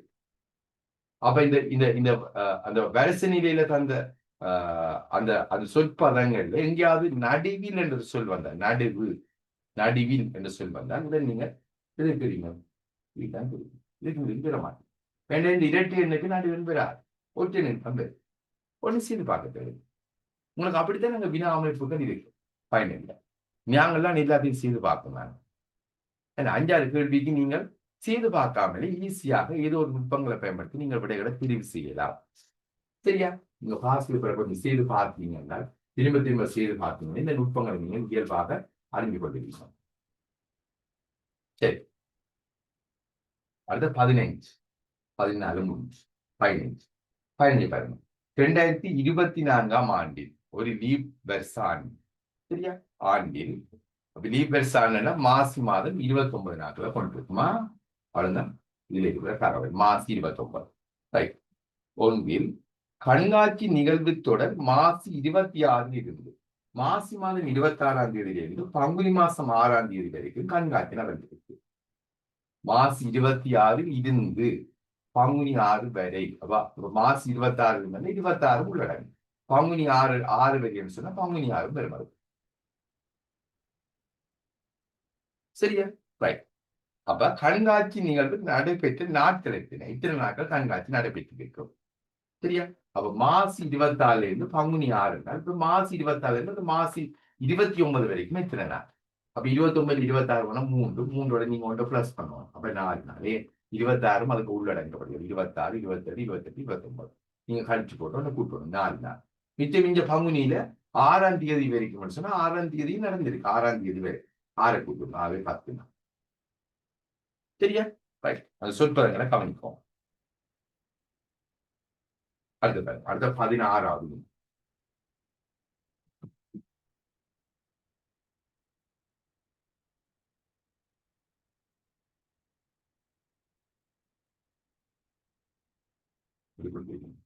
இப்ப பாருங்க, இந்த உரு அமைப்பில் உள்ள முக்கோணிகளின் எண்ணிக்கை எத்தனை முக்கோணங்கள் தான் வினா. இதுல பாருங்க, இதுல நாங்கள் எப்பவுமே உங்களுக்கு உருக்கள் தெரியல, நாங்கள் படிக்கிற ஏதோ ஒரு அடிப்படை விஷயத்தோட ஏதாவது ஒரு கோடுகளை கூட சேர்க்கணும், அல்லது ஏதாவது உருவங்களை சேர்த்து விடுகிறோம். அவ்வளவு நாங்கள் அதை பார்த்துட்டா நான் இப்படி படிக்கலன்னு யோசிக்க கூடாது. நாங்க படிக்க அடிப்படை விஷயம். இப்ப சதுரங்கள் தொடர்பா படிச்சிருப்பீங்க, நிறைய வகைகள் முக்கோணங்கள் தொடர்பா படிச்சிருப்பீங்க. அந்த உருவில ஏதாவது கோடுகளை மேலதிகமா வரைவீங்க, அல்லது அந்த அந்த உருவோடு சேர்த்து மேலதிகமா இன்னொரு உருவை வரைவீங்க. அது நீங்க தனித்தனி ஈஸியா காணலாம். இப்ப நீங்க பாருங்க, இந்த 2 கோடுகள் இந்த கோடு வரையப்படாமல் இருந்திருந்தால், இப்ப நீங்க இந்த முக்கோணி அமைப்பு இந்த முக்கோணி அமைப்பிலே இந்த பக்கம் அடிப்பக்கமாக இருக்கு. ஏன்னா 3 பக்கங்கள், இந்த பக்கம் அடிப்பக்கம். இந்த அடிப்பக்கத்தை பாருங்க, 1 2 3 முக்கோணிகளா பிரிஞ்சு, ஒரு முக்கோணி 2 3. இப்ப 3ஆ பிரிஞ்சா அப்ப எத்தனை முக்கோணி உருவாகும்? 6. அது உங்களுக்கு தெரியும், அந்த நம்ம பண்ணி கூட்டுவீங்க. அல்லது 3ஆவது முக்கோணினா காணுவீங்க. நாங்க 12 பேரவாசி 6. அப்ப இதுக்குள்ள மட்டும் 6 முக்கோணி இருக்கு. ஏன்னா இந்த கோடு இல்லாம இருக்கீங்க. சரி, 6 முக்கோணம். சரி, அது தனியா இருக்கு. இந்த கோடு வரைஞ்சாலே எத்தனை முக்கோணிகள் மேலதிகமா உருவாகும் பாருங்க. இப்ப இந்த முக்கோணி அது ஏற்கனவே இதுக்குள்ள வந்துட்டு ஒரு முக்கோணி. இப்ப அது இப்ப 2ஆ பிரியுது. இது 1 2 2 3 4 5 முக்கோணி வந்துட்டு. இப்ப 5. சரியா? பிறகு இதையும் சேர்த்தீங்கன்னா இது 6ஆவது முக்கோணம். சரியா? இதையும் சேர்த்தீங்கன்னா இது 7ஆவது முக்கோணம். இதை சேர்த்தீங்கன்னா இது 8ஆவது முக்கோணம். சரியா? இதையும் சேர்த்தீங்கன்னா இது 9ஆவது முக்கோணம். 6 முக்கோணம், மொத்தம் 15 முக்கோணம். அப்ப எங்களோட அடிப்படை விஷயத்துக்குள்ள 6 முக்கோணி வருது. அதோட நாங்கள் என்ன செய்யறோம்? அதோட நாங்கள் மேலதிகமா இந்த 2 கோடு, இது 2 கோடு, இது ஒரு கோடு, இது கோடு. இந்த கோடுகள் வந்தாலே இத்தனை மேலதிகமா உருவாகி இருக்கு. அது சேர்த்து கூட்டுவீங்கன்னா 15. அப்ப அந்த மேலதிகமாக இந்த கோடுகள் வரையப்பட்டதால இத்தனை உருவாகுதோ அதை கண்டுபிடிக்க தெரியவர். சரியா? 1 2 3 4 5 அது இயல்பா கண்டுபிடிக்கலாம். 5 இதுல நீங்க 6, இதுல நீங்க 7, இதுல நீங்க 8, இந்த 3 நீங்க 9. சரியா? 16 முடிச்சு. 18.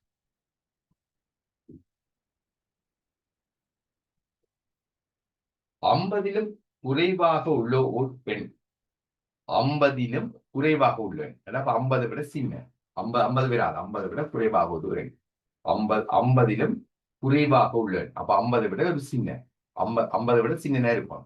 49 உள்ள ஒரு எண் 3,5ஆல் மீதியின்றி வகுப்படும். 3ஆலும் 5ஆலும் மீதியின்றி வகுப்படும். 4ஆல் வகுக்கும் போது மீதி ஒன்றை தரும். சரியா? எனின் அப்பெண் யாது? பாருங்க, ஒரு எண் 3ஆலும் 5ஆலும் மீதியின்றி வகுப்படும். அப்ப அந்த 50 விட குறைவான ஒரு எண்ணா, 50 விட சின்ன எண்ணா. 50 விடாது, 50 விட சின்ன எண்ணா. தந்திருக்கிற விட 3மே 50 விட சின்ன. 25 15 45. சரி, 3ஆலும் 5ஆலும் மீதி இன்றி வகுப்பட வேண்டும். 25 3ஆலும் மீதி இன்றி வகுப்படாது. ஆனா 5ஆல வகுப்படும். 3ஆல வகுப்படாது. அப்ப அது வராது. 15 3ஆலும் 5ஆலும் மீதி இன்றி வகுப்படும். இது வேறு. இதுவும் 3ஆலும் 5ஆலும் மீதி இன்றி வகுப்படும். ரெண்டும் பேர். சரி, அங்கே பார்ப்போம். பிறகு இந்த இந்த இந்த 2 எண்கள் தான் இப்ப இருக்கிற விட தெரியும். இப்ப இந்த அடுத்த ஒரு நியதி சொல்லினோம் என்னென்றால் 4ஆல் வகுக்கும் போது மீதி ஒன்றை தரும். 4ஆல வகுக்கு மீதி ஒன்று. இதை நீங்க 4ஆல வகுத்தால் 4 3 12 மீதி 2 மீதி 3 4 3 12 மீதி 3. அந்த 4ஆல வகுக்கல. இப்ப 4 3 12 மீதி 3. 4ஆல வகுக்கு மீதி 1 வருவான். அப்படி இருக்குல்ல. இதை 4ஆல வகுத்து பாருங்க 45 நான் 11 44 மீதி 1 அப்படிங்கிறது ஈஸியா பார்க்கலாம். ரைட், 18 முடிச்சு.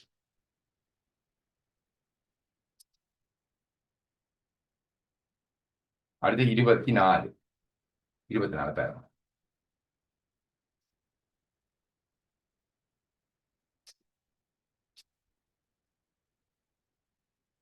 எட்டால் மீதியின்றி வகுப்படக்கூடியது. 8ஆல மீதியின்றி வகுப்படக்கூடியதா?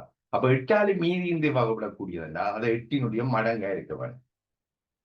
8ஆல மீதியின்றி வகுப்படக்கூடிய என்றால் அது 8னுடைய மடங்கா இருக்க வேண்டும். மீதியின்றி மிச்சம் பெறப்படாது. மிச்சம் 0 அது 8னுடைய மடங்குகள். 10ஆல் வகுக்கும் போது மீதி 2ஐ தருவதுமான 100லும் குறைந்த எண்கள் எத்தனை உள்ளன? அப்ப 100லும் குறைந்த 100 கூட வரக்கூடாது. 100 விட குறைவானது 99 வரைக்கும் வரலாம். 100 வரா அதை விட குறைவானது. அப்ப இது 2 நிபந்தனை சொல்லினா பாருங்க. 8ஆல் மீதியின்றி வகுப்படக்கூடியது. 8ஆல் மீதியின்றி வகுப்படக்கூடியது என்றால் அது 8ன் மடங்குகள். 8ஆல மீதியின்றி வகுப்படக்கூடியது அது 8ன் மடங்குகள். மீதியும் 8னுடைய மடங்கு.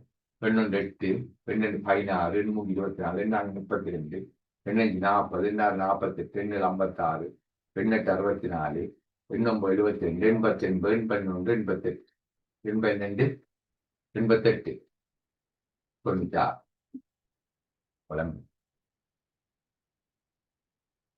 சரி, 96 வளங்கள் வளவும் 8ஆல பிரிவடைகளை மீதியின்றி வகுப்படக்கூடிய வளம்பெற. அதே மாதிரி 10ஆல் வகுக்கும் போது மீதி 2 பேர். 10ஆல வகுக்கு மீதி 2 பேரும் என்றால் அது 10ன் மடங்கோட 2 கூட இருப்பான். 10ன் மடங்கோட 2 கூட. அப்ப 10ஆல வகுக்கு மீதி 2 பேரும். அப்ப 10ன் மடங்கா வந்து அதை விட 2 கூட இருக்கும். அப்ப 10ஆல வகுக்கு மீதி 2 பேரும். அப்ப 10ன் மடங்கை விட 2 கூட இருக்கும். இப்ப முதலாவது 10ன் மடங்கு 10, அதை விட 2 கூட 12. 10ன் 2 மடங்கு 20, அதை விட 2 கூட 22. 10ன் 3 மடங்கு 30, 2 கூட 32. 10ன் 4 மடங்கு 40, 2 கூட 42. 10ன் 5 மடங்கு 50, அதை விட 2 கூட 52. 10ன் 6 மடங்கு 60, 2 கூட 62. 10ன் 7 மடங்கு 70, 2 கூட 72. 10ன் 8 மடங்கு 80, 2 கூட 82. 10ன் 9 மடங்கு 90, அதை விட 2 கூட 92. அப்ப 100லும் குறைந்த 8னுடைய மடங்குகள் தான் 8ஆல் மீதியின்றி வகுப்படக்கூடிய 8னுடைய மடங்கு. அப்ப அடுத்தது பிரிக்கிறோம் 10ஆல் வகுக்கும் போது அடுத்த 10ஆல் பிரிக்க 2 மீதியா வரும். அப்ப 10ன் மடங்கு 2 கூட வரும். சரியா? 2 சொன்னால் பார்க்கும்போது மீதி 2ஐ தருவதுமான 100லும் குறைந்த எண்கள் இத்தனை இருக்காம். 100ஓட குறைவான எண்கள் இத்தனை இருக்காம். அப்ப 8ஆல பிரிக்க மீதி வரக்கூடாது. 10ஆல பிரிக்க 2 மீதி வரும். அப்ப இப்படி எத்தனை இருக்கு? 2க்கு மடங்கு எண்கள் பாருங்க. இங்கேயும் சேமா இருக்கும். எந்த எண்கள் வருமானு பாருங்க. முதலாவது எண் வந்து பாருங்க, இது எல்லாமே 2ல முடியுது. அப்ப 2ல முடிகிற எண்களை பாத்தீங்கன்னா இந்த 32, இங்க 32 2ல முடிகிறது. அடுத்து இங்க பாருங்க 72 இருக்கு. இங்கே இருக்கும். அப்ப 2 எண்கள் இந்த நிபந்தனைக்கு உட்பட்ட 2 எண்கள். சரியா? அடுத்து பாருங்க 25.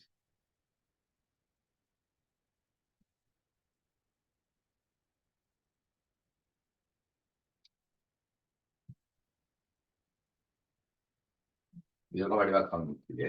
இது இந்த செவ்வக காட்புட்டத்தின் நீளம் 14, அகலம் 10. இதுல இருந்து 3 சென்டிமீட்டர் நீளம் 2 சென்டிமீட்டர் அகலம் கொண்ட எத்தனை கார்ட்போர்ட் அட்டை துண்டுகளை வெட்டி எடுக்கலாம்? அதான் எப்படின்னா 14 சென்டிமீட்டர் நீளமும் 10 சென்டிமீட்டர் அகலமும் உடைய கார்ட்போர்ட் அட்டை ஒன்று இருந்து இந்த அளவு சொல்லியிருக்கேன். இதுல இருந்து 3 சென்டிமீட்டர் நீளமும் 2 சென்டிமீட்டர் அகலமும் உடைய எத்தனை தள உருக்களை வெட்டி எடுக்கலாம்? இந்த பெரிய கார்ட்போர்ட் அட்டையிலிருந்து இந்த அளவுடைய துண்டுகள் எத்தனை வெட்டி எடுக்கலாம்? இந்த அளவுடைய துண்டுகள் இதை நாங்கள் ஒருபோதுமே பரப்பளவை சமப்படுத்துறதில்லை. சில பேர் ഇതിന്റെ பரப்பளவை கண்டு ഇതിന്റെ பரப்பளவையும் கண்டு இந்த பரப்பளவை இந்த பரப்பளவால் பிரித்து போடுவேன். அது எல்லா சந்தர்ப்பத்துக்கும் பொருந்தாது. உண்மையில இந்த கார்ட்போர்ட் அட்டையிலிருந்து இந்த அளவுடைய கார்ட்போர்ட் துண்டுகள் எத்தனை கூடுதலாக வெட்டி எடுக்கலாம் தான். அப்ப நீங்க என்ன செய்யலாம்னா இதுக்கு நீங்கள் இந்த சின்ன துண்டில இந்த இப்ப நீளம் அகலம் வந்துட்டு 3 ரெண்டும் சமனா இருந்தால் இதுவும் 2 இதுவும் 2 இதுவும் 3 இதுவும் 3 இருந்திருந்த அந்த சின்ன கார்ட்போர்ட் துண்டில நீளமும் அகலமும் சமனா இருந்திருந்தால் ஒரே தெரிவிலேயே நீங்க விடையை கண்டுபிடிக்கலாம். ஆனால் நீளம் வேறு அகலம் வேறு என்றால் 2 விடைகளை எடுத்து அதுல எது கூடவோ அதுக்கு தான் நீங்க எழுதுவார். அப்ப அதில் 2 விடை எடுக்கணும்னா பாருங்க. முதலாவது விடை என்றால் இந்த நீளத்தோடு இந்த நீளத்தை ஒப்பிடணும். 14 3 இருக்குன்னு பாருங்க. 14 3 இருக்கும். 14 3 3 4 12 4 4 12 ரெண்டாவது இதுல ஒரு 2 சென்டிமீட்டர் மிச்சம், ஒரு 2 சென்டிமீட்டர் நீளமுடைய தூக்கி மிச்சமாக பாருங்க. 14 இந்த நீளத்தோட இந்த நீளத்தை ஒப்பிடுறேன். 14 3 இருக்கும். 4 12. அப்ப இதுல நான் 3 சென்டிமீட்டரா 4 துண்டுகள் வெட்டலாம். 12 சென்டிமீட்டர் இது 2 சென்டிமீட்டர் ஒரு துண்டு ஒரு கொஞ்சம் துண்டு கழிவு துண்டாக அது இப்ப நாங்க பயன்படுத்த. அடுத்தது 10. இனி இந்த அகலத்தோட இந்த அகலத்தை ஒப்பிடுவோம். 10 2 இருக்கு 5. அது கணக்கா முடிஞ்சு. சரியா 5 சரியா 5 இருக்கு. அப்ப நான் 5 பெருக்கணும். நீள பக்கத்தால 4 துண்டு வெட்டலாம். அகல பக்கத்தால பெருங்க 10 2 இருக்கு 5. இப்ப நான் 20 20 எத்தனை வந்துட்டு 20 வந்துட்டு. இனி பார்க்கணும் என்றால் இந்த துண்டு இருக்கு தானே எஞ்சிய துண்டு இதுல இருந்து இந்த அளவுடைய துண்டுகளை வெட்டலாமோண்டா வெட்டலாம் அப்படின்னா மாறி வச்சு. இப்ப 3க்கு 2 என்றால் இப்ப நான் நீள பக்கத்துக்கு 3 வைக்காமல் அகல பக்கத்துக்கு மேல 2 கீழே 3 மிரத்துக்கு வெட்டலாம். பாருங்க மேல 2 பெருமா அப்படி இந்த 2 இங்க வரும். ஓகே. இனி இந்த 10ல இந்த 3 எத்தனை இருக்குன்னு பார்ப்போம். இப்ப நான் எப்படி பார்க்கலாம் பாருங்க. இதுல 2 சென்டிமீட்டர் மிச்சம். இப்ப இந்த அகல பக்கத்தை இங்க வைக்கிறேன். நீள பக்கத்தை இங்க வச்சு வெட்டும். அப்ப 10ல எத்தனை 3 இருக்கு? எத்தனை 3 9. அப்ப இதுல 3 துண்டு மேல மகன் 20 23. இது ஒரு இன்னும் மறுபடி எடுக்கும். இப்ப எப்படி எடுத்துறான்டா இந்த நீள பக்கத்தோட இந்த நீள பக்கத்தை ஒப்பிட்டனா இந்த அகல பக்கத்தோடு இந்த அகல பக்கத்தை ஒப்பிட்டனா 4 20. மீதியா வர துண்டிலும் இந்த அளவுடைய துண்டுகள் எடுக்கலாம்னு பார்த்தா எடுக்கலாம். இதை மாத்தி வச்சு வெட்டலாம். மேல 2 அகல இந்த பக்கம் 3 முட்டை வெட்டி எடுக்கலாம். மேல 2 இந்த 3 முட்டை வெட்டுவோம். அப்ப 10 3 இருக்குன்னா 3 3 9. இதுல 3 அப்ப 23 23 துண்டுகளை வெட்டலாம். இப்ப நான் மாறி வெட்ட போறோம்.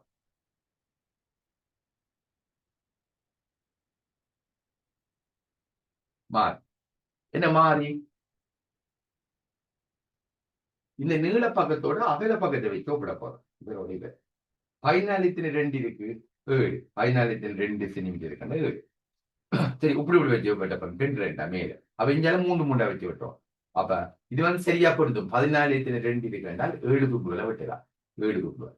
10 3 இருக்கு. இந்த அகல பக்கத்தை இந்த நீள பக்கத்தோட மாற்றி நீளத்தோட அகலத்தோட நீளத்தை வச்சு வெட்டப்போம். இப்ப 10 சென்டிமீட்டர் 3 சென்டிமீட்டர் இருக்குன்னா 3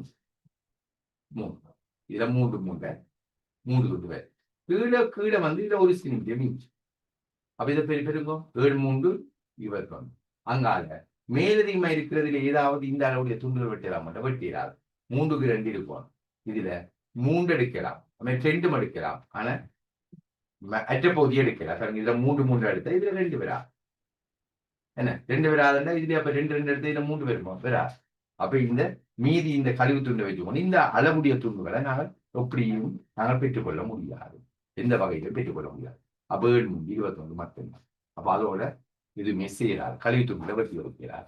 அப்ப இதுக்கு எந்த எண்பெருமானம் கூட 23 21 23 தான் பெருசு. கூடுதலா வெட்டி எடுக்கக்கூடிய துண்டு 20. இப்படித்தான் நீங்க நுட்பமா கண்டுபிடிப்பவர் இந்த கணக்கு. முதல் நீள பக்கத்தை ஒப்பிட்டு பார்ப்பீங்க. அகல பக்கத்தை ஒப்பிட்டு பார்ப்பீங்க. நிறைய பேருக்குன்னா 20 20. இப்ப இந்த மிச்சமா இருக்கிற கழிவு துண்டில இதை நீங்கள் மாத்தியும் வச்சு வெட்டலாம். அதுல எத்தனை மேலதிகம் 3 23. இதை நீங்க இப்ப நீள பக்கத்தோட அகல பக்கத்தோட நீள பக்கத்தையும் வச்சோ பார்த்தா 725. இந்த கழிவு துண்டுல இந்த அளவுடைய துண்டுகளை நாங்க வெட்டி எடுக்க முடியாது. சரிங்க, அப்ப கூடுதலாக 23 துண்டுகளை நாங்க வெட்டி எடுக்கலாம். இது முடியும். அடுத்து பாருங்க 26. ஒன்றுக்கு மட்டும் பாரு 2 இஞ்சாலே 8 இஞ்சால பாருங்க 128. இது எப்படி வந்திருக்காங்க இந்த எண்ணொழுப்பு? இதுல வெட்கம், இது சதுர எண்கள், அதான் வெட்கம். இப்ப 8 சொன்னா 8 64, அதாவது 8 சதுர 8 64. ഇതിന്റെ സൗര കണ്ടിട്ട് അതായത് 8 വെക്കം 8 പെരുകുമ്പോൾ 8 64 പെരുകി പോകുന്നത് പെരുകി ഇതേയും പെരുകും 64 2 128. ഇതിന്റെ വെക്കത്തെ കണ്ടുപോട്ട് அந்த அதைத்தான் சதுரன் இதை நீங்க 8 சதுரன் கொஞ்சம் போடுங்க 8 சதுரன் 8 64 64 2 எனக்கு படுத்த பாருங்க இந்தால 3 இந்தால 5 மேல 75 தந்திருக்கேன். அப்ப இது இதனுடைய வர்க்கத்திற்கும் 5 25 எடுத்து போட்டா இந்த பெருக்கும் 25 3வது 75. அப்ப சரி, அப்ப 3வது பெரும் 5 மேல 80 தந்திருக்கேன். அப்ப இதுக்குள்ள இன்னும் 80 மானது நீங்களே போட்டு பாருங்க. முதலாவது விட 4 தந்திருக்கேன். 4 போட்டால் நன்னாங்க 16. 4 சதுரம் இல்ல 4 இந்த பேருக்கு நன்னாங்க 16. இது இதால் பெருக்கி பாருங்க 80 சரி. அப்ப இதுக்கு 4 சரியா? ரைட். அடுத்த பேர் 28 24 அது 28 பாருங்க. இதுல இந்த எழுமாறாக தெரிதல வேறு வேறு வகை கணக்கு இருக்கு. இந்த ஒரே நிறத்திலான பொருள்கள் எடுக்கிற சந்தர்ப்பம் இருக்கு. அதுக்குரிய முறையை சொல்லித்தரம் பாருங்க. அப்படி செய்யலாம் ஈஸியா. பை ஒன்றில் 5 நீல நிற மாவுகள் 5, 4 சிவப்பு நிற மாவுகள் 4, 3 பச்சை நிற மாவுகள் 3 உள்ளன. ஒரு பைக்குள்ள உள்ள மாவுகளும் அதனுடைய நிற வகையும் தந்திருக்கிறோம். சரி, அவற்றை ஒன்றின் பின் ஒன்றாக எழுமாறாக எடுக்கிறோம், பார்க்காம எடுக்கிறோம். எடுக்கும் போது ஒரே நிறத்திலான 3 மாவுகள். அப்ப 3 நிற வகையான பந்து இருக்கு, 3 நிற வகையான பந்து. அப்ப ஒன்றின் பின் ஒன்றாக எடுக்கல ஒரே நிறத்திலான 3 பந்து கிடைக்கும். ஒரே நிறத்திலான 3 பந்து. இப்ப எடுக்க நீலம் அதாவது சிவப்பு பச்சை ஒரே நிறத்திலான 3 பந்து கிடைக்கும் என்றால் எத்தனையாவது தடவையா எடுக்க கட்டாயம் நிகழும். இப்ப கட்டாயம் உண்மையில ஒரே நிறத்திலான 3 பந்துகள் கிடைக்கக்கூடிய சந்தர்ப்பம் 3ஆம் தடவையிலிருந்து ஆரம்பிக்கும். சந்தர்ப்பம் முதல் கேட்க நீளம் வந்து 2வது நீளம் 3வது நீளம். 3ஆம் தடவை சந்தர்ப்பம் ஆரம்பிக்கும். முதல் கேட்க சிவப்பு 2வது சிவப்பு 3வது சிவப்பு. 3ஆம் தடவையிலே அந்த சந்தர்ப்பம் ஆரம்பிக்கும். ஆனா நிச்சயப்படுத்தி செல்லாது வேறு நிற வகையும் இருக்கு. அப்ப 3 நிற வகை இருந்தால் 3க்கும் பகிர்ந்து கொடுக்கும். அப்ப இதுக்குரிய விடிய எப்படி காண்றன்னு சொன்னால் ஒரே நிறத்திலான 3 நிறங்கள் என்னது மாவுகள். ஒரே நிறத்திலான 3 மாவுகள் எப்ப பெறும் என்றால் 3வது நிலையில வரும். 2 3வது நிலையில முதலாவது ஆள்ல வரும். ஒரே நிறத்திலான 3 மாவுகள் என்றால் 3வது நிலைக்கு போய் அதுல முதலாவது நம்பர்ஸ் இப்படி பார்த்தா இப்ப 3 நிறம் இருந்தால் நீங்க அடுத்தடுத்த எடுக்க மற்ற நிறம் இருந்து இருக்கும். முதலாவது கேக்கு விரும்பிட்ட 2வது கேக்கு 3வது கேக்கு விரும்பி எல்லாம் வேறுபட்ட நிறம். ஒரு நிறம் முடிஞ்சு அடுத்து 4வது கேக்கு வேறுபாடு 5வது கேக்கு வேறுபாடு 4வது கேக்கு வேறுபாடு. இனி 7ஆம் தடவை எடுக்க இனி அடுத்த நிலை இங்க வந்துடும். இங்க முடிஞ்ச அப்ப இனி 7ஆவதாக எடுக்கிறதுல ஒரே நிறத்திலான 3 மாவுகள். அதாவது ஒரே நிறத்திலான 3 மாவுகள் 3வது நிலையிலும் முதலாவது. ஒரே நிறத்திலான 2 மாவுகள் 2வது நிலையிலும் முதலாவது. 4 ஒரே நிறத்திலான 4 மாவுகள் எப்ப கிடைக்கும் என்றால் 7 8 9 10 தடவை. அப்படி ஈஸியா காண ஈஸியான செய்வது. எத்தனையாவது ஒரே நிறத்திலே ஒரே நிறத்திலான மாவுள் 4 கிடைக்கும் 4வது நிலைக்கு போகும். ஒரே நிறத்திலான மாவுள்கள் 3 கிடைக்கும் 3வது நிலையில போகும். அப்ப அதுல எத்தனை நிறவாக வந்திருக்கணுமோ அதை நீங்கள் ஒவ்வொரு நிலைக்கும் பங்கிட்டு கொடுத்து கொண்டு போகும். முதலாவது 3 நிறவை 3 6. இப்ப 3ஆம் நிலையில முதலாவது நம்பர் சரி. இதான் இதுக்கு ஈஸி வந்து 28 முடிஞ்சு. அது 29 யோசிச்சிருப்பீங்க என்ன கணக்கு எல்லாம் பிரதி எடுத்து செய்து பார்த்திருப்பீங்க. எப்படி செய்யலாம்? 2012ஆம் ஆண்டில் 2012 5ஆம் மாதம் 19ஆம் தேதி பிறந்த பானுவின் ஆண்டு மாதம் தேதி குறியீட்டு வருகிறது. 2012 ஆண்டு 5ஆம் மாதம் 19ஆம் தேதி பானு பிறந்திருக்கிறார். இதை நாங்கள் குறியீட்டு வடிவில் எப்படி கொடுத்திருக்க மாட்டோம், 12 7 12 கொடுத்திருக்கிறார். இது குறியீட்டு வடிவம். இந்த ஆண்டு மாசம் தேதிக்குரிய குறியீட்டு வடிவம் தான் இது என்று சொன்னார். அதுல பாருங்க, 2010 தேதி பிறந்த அவனின் தம்பி நம்பிரு. 2010 அது அவனுடைய அண்ணாவாக இருக்கணுமா, அதுல சேர்ந்து இருக்கா அண்ணாண்டு இருக்கணும். எங்களுக்கு அது அண்ணா என்பதோ தம்பி என்பதோ பிரச்சனை இல்லை. எங்களுக்கு அந்த தேதிக்குரிய குறியீட்டு என்னன்னு பாத்தீங்கன்னா சரி. இதுக்கு 2010 குறியீட்டு என்ன. அப்ப இந்த வருஷம் இந்த மாசம் இத்தனையாம் தேதியில பிறந்தவருடைய குறியீட்டு எண் என்றால், அப்ப இந்த வருஷம் இந்த மாசம் இத்தனையாம் தேதி பிறந்தவருடைய குறியீட்டு வடிவம் எப்படி இருக்கும்? இதான் கேள்வி. எப்படி பார்க்கணும், அது எப்படி போட்டிருக்கணும் அந்த சொன்னா இதனால அந்த விஷயம் கொண்டும் இல்லை. 2012 கடைசி 2 இலக்கம் இங்க போட்டு சரியா? ஓகே. அடுத்தது 5ஆம் மாசம் என்றால் ஒரு வருஷத்துல 12 மாசத்துல 5 மாசம் போனா மிச்சம் 7 மாசத்தை, மீதியா இருக்கிற மாசத்தை போட்டுருக்கேன். 12 மாசத்துல 5 மாசம் மிச்சம் 7 மாசம். ரைட். இது தேதி மிச்சம். 5ஆம் மாசம் சொன்னால் மொத்தம் எத்தனை நாள் இருக்கும்? 5ஆம் மாசத்துல தை மாசி பங்குனி சித்திரை வைகாசி 31 நாள் இருக்கு. அப்ப 31 19 மிச்சம் 12. அப்ப இது இந்த ஆண்டுல என்னத்தை போட மாட்டா, கடைசி 2 இலக்கத்துக்கு போடுறோம். மாசத்துல என்ன போடுறோம் என்றால் ஒரு வருஷத்துல 12 மாசம் 5 மாசம் மித்த மாசத்தை போடுறோம். தேதியில எத்தனை போடுறோம் என்றால் அப்ப 5ஆம் மாசத்துல 31 நாள் என்றால் 31 19 கரெக்டா போடும். அதையோட நிதியம் போட்டீங்கன்னா தெரியும். அப்ப ஆண்டின் கடைசி 2 இலக்கங்கள் 10. அடுத்த வருஷத்துல 12 மாசம், அதுல 10 மாசம் 2 மாசம். சரியா? அடுத்தது 10ஆம் மாசம் ஐப்பசி. 10ஆம் மாசம் ஐப்பசி. 10ஆம் மாசம் ஐப்பசி மாதம். அப்ப ஐப்பசி மாதத்துல 31 நாள் இருக்கு. 31 10 போனா அப்ப 21. 10 2 21 குறியீட்டு வடிவம். அது நீங்க எல்லாம் கண்டுபிடிக்கணும். அது ஒவ்வொன்றுக்கும் ஒவ்வொரு விதமாக இருக்கும். சரியா? அடுத்த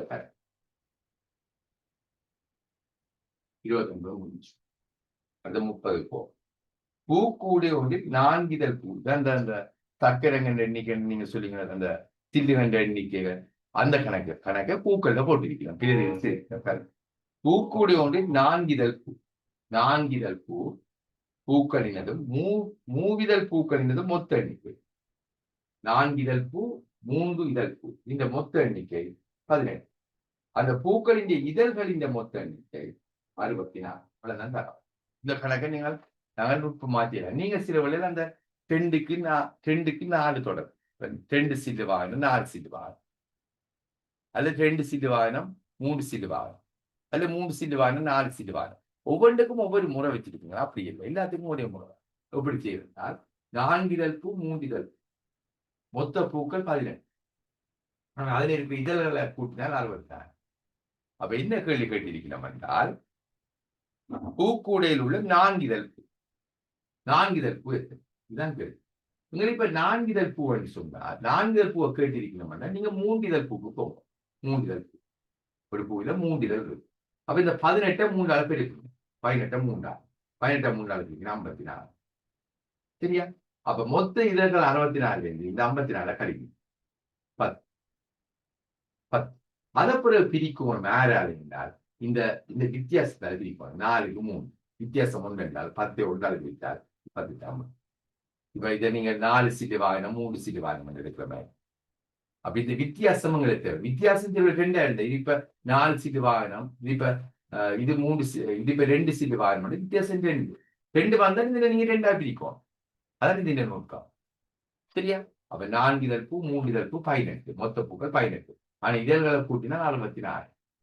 அப்ப 4 இதழ் பூ எத்தினு சொன்னா நீங்க 3 இதழ் பூக்கு தான் போகணும். ஏன்னா 3 இதழ் பூவை வச்சு கொண்டு செய்யணும். செய்தா 4 இதழ் பூ இந்த விட வேறு. அப்ப 18 3 பெருக்கும்போது 54. இப்ப இந்த 2க்கு முன்னாடி வித்தியாசத்தை காணும். வித்தியாசம் 10 என்றால் 10. அது இப்ப இந்த வித்தியாசம் 1 பிரித்தீங்கன்னா 10.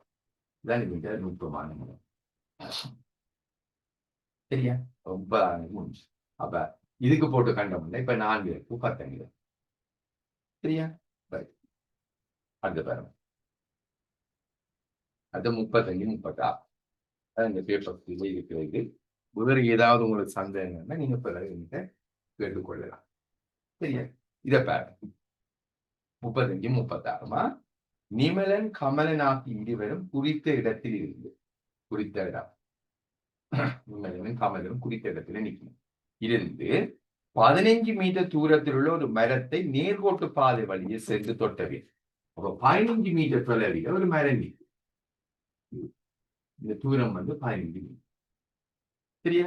நிமலனும் கமலனும் ஒரு நேர்கோட்டு பாதையில போயிடும். நேர இப்படி போவதில்லை. நேர்கோட்டு பாதையில போகணும்.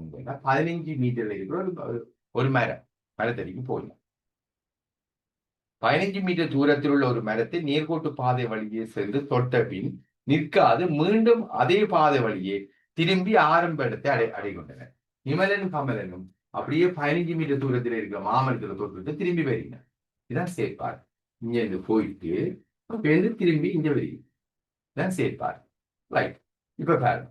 இருவரும் ஒரே நேரத்தில் குறித்த இடத்திலிருந்து ஆரம்பித்து 2 பேரும் ஒரே இடத்திலிருந்து ஆரம்பிக்கிறார். நிமலன் நிமிடத்துக்கு 3 மீட்டர். இந்த நிமலன் நிமிஷத்துக்கு 3 மீட்டர் பயணம் செய்யறாராம். 3 மீட்டர் என்றவாறு நடந்து சென்றார். கமலன் நிமிடத்துக்கு 2 மீட்டர் என்றவாறு நடந்து சென்றார். ஆனா வேகம் வித்தியாசம். ஒரே நேரத்துல புறப்படினா ஒரே இடத்துக்கு தான் போயிடும். ஆனா வேகம் வித்தியாசம். இவர் 1 நிமிஷத்துல 3 மீட்டர் போவார். வேகம் கூடுகிறார். இவர் 1 நிமிஷத்துல 2 மீட்டர் தான் போவார். இவர் அவரை விட வேகம் குறைந்தார். சரியா? ரைட். என்று சொன்னார். நிமலன் ஆரம்பித்த இடத்திலிருந்து எவ்வளவு தூரத்தில் கமலனை முன்னில் சந்திப்பார். இந்த ஆரம்பித்த இடத்திலிருந்து எவ்வளவு தூரத்துல கமலனை சந்திப்பாரா? இவர் 3 மீட்டர்ல போறாரு. இவர் குயிக்க முன்னுக்கு போய் கொண்டிருப்பார். இவர் பின்னி தானே போய் கொண்டிருப்பார். அப்ப என்ன சந்திப்பினம்? இவர் போயிட்டு தொட்டுட்டு விரைக்கிறதான் இவரை சந்திப்போம். அதான் நிலம். இவர் 3 மீட்டர்னு சொன்னா ஒவ்வொரு 3 மீட்டர் போக ஒவ்வொரு மீட்டர் இவர் கூட கூட போய் கொண்டிருப்பார். முன்னுக்கு இவர் மூவ் பண்ணி கொண்டு போற அளவு கூட. இவர் கொஞ்சம் பின்னுக்கு தான் போறாரு. ஒரு 2 மீட்டர் தான் போவார். ஆனா அவர் மூவ் பண்ணி கொண்டு போறது தான் கூட. ஒரு 3 மீட்டருக்கும் ஒவ்வொரு மீட்டர் கூட கூட போய் கொண்டிருப்பார். இவர் பின்னுக்கு தான் போய் கொண்டிருப்பார். அப்ப சந்திக்கிறார். ஆனா போயிட்டு இவர் திரும்பி விரைக்கலதான் இவரை சந்திப்பார். போயிட்டு திரும்பி விரைக்கலாம் இவரை சந்திக்க போறார். இப்ப முதல்பா இந்த மரம் 15 மீட்டர் வரும். அப்ப இவர் ஒரு நிமிடத்துக்கு 3 மீட்டர் படி 15 மீட்டர் எத்தனை நிமிஷத்துல போவார்? 35. இவர் 5 நிமிஷத்துல போய் மரத்துல போய் தொட்டு நிற்பார். இப்ப அந்த மரத்தடியில போற நேரம் மரத்துல தொடுற நேரம் 5 நிமிஷம். ஒரு நிமிஷத்துல 3 மீட்டர் போவார். ஒரு நிமிஷத்துக்கு 15 மீட்டர் போறதுக்கு 15. 5 நிமிஷத்துல மரத்துல தொட்டுவார். இவர் அதே 5 நிமிஷத்துல 2 10. இவர் 15 மீட்டர். இது 15 மீட்டர். இவர் 5 நிமிஷத்துல 15 மீட்டர் அடைஞ்சிட்டார். 15. 5 நிமிஷத்துல இந்த 15 மீட்டருக்கு போயிட்டார். மரத்தடிக்கு போயிட்டார். இவர் இப்பதான் அந்த 5 நிமிஷத்துல 10 மீட்டர்ல நிற்பார். 5 நிமிஷத்துல 10. இவர் 5 நிமிஷத்துல 15 மீட்டர் தூரத்துக்கு போயிட்டார். இவர் 5 நிமிஷத்துல 15. இவர் 5 நிமிஷத்துல 10 மீட்டர் நிற்பார். இப்ப அடுத்த 6வது நிமிஷம் இவர் இங்க இருந்து 3 நிமிஷம் வந்திருப்பார். அதாவது 3 மீட்டர் தூரம் வந்திருப்பார். இங்க இருந்து 3 மீட்டர். 6வது நிமிஷம். இவர் இப்ப 10 மீட்டர் நிற்கிறது. இப்ப 6வது நிமிஷம் இங்க 3 மீட்டர் இந்தியால 3 வந்திருப்பார். திரும்பி அப்ப 15ல 3 மீட்டர் இந்தியா வந்துட்டாரு. இவர் இப்ப 6வது நிமிஷம் 12 மீட்டர் நிற்பாரு. போன திரும்பி வார இவர் 6வது நிமிஷம் ஒரு 2 மீட்டர் கூடுவார். 10 இவர் 12 நிற்பார்.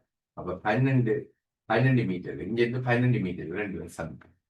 இவர் போயிட்டு திரும்பி விரைக்கலாம் இவரை சந்திப்பார். பாருங்க 15. 5 நிமிஷத்துல இவர் இங்க நிற்பார். இவர் 5 நிமிஷத்துல 10 மீட்டர் நிற்பார். இவர் 6வது நிமிஷம் இங்கால 3 மீட்டர் திரும்பி வாரார் என்றால் 15ல 3 போனா 12 மீட்டர் நிற்பார். 6வது நிமிஷம் இவர் 10ல நிற்கிறார். 6வது நிமிஷம் 12 போவார். அப்ப 12வது மீட்டர்ல இங்க இருந்து 12வது மீட்டர்ல 2 பேர் சந்திக்கலாம். ரைட். ஓகே. அடுத்த இருவரும் பயணத்தை ஆரம்பத்தில் இருந்து எவ்வளவு நேரத்தில் சந்திப்பார்கள்? பயணத்தை ஆரம்பித்ததிலிருந்து எவ்வளவு நேரத்தின் சந்திப்பார்? பயணத்தை ஆரம்பித்ததிலிருந்து எவ்வளவு நேரத்தின் சந்திக்கணும்? 6 நிமிஷம் முதல்ல எவ்வளவு 6 நிமிஷம். 5 நிமிஷத்துல இவர் இங்க நிற்பார். 5 நிமிஷத்துல 10 நிற்பார். 6 நிமிஷம் இவர் திரும்பி 3 மீட்டர் இங்க நகர்ந்தார். இங்க இருந்து 12வது மீட்டர் நிற்கிறார். இவர் 6 நிமிஷம் போயிருக்கு. அப்ப 6வது நிமிஷத்துல 12 மீட்டர் தூரத்துல சந்திப்பார்.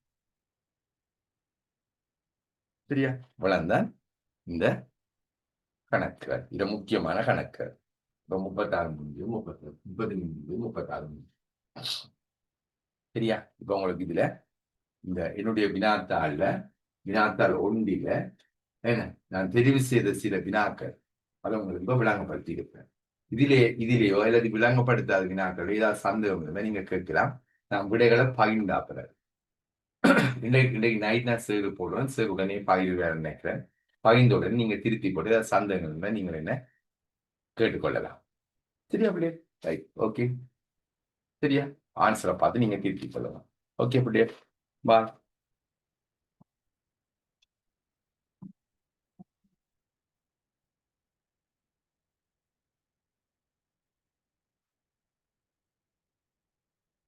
பாய் பிள்ளையர்.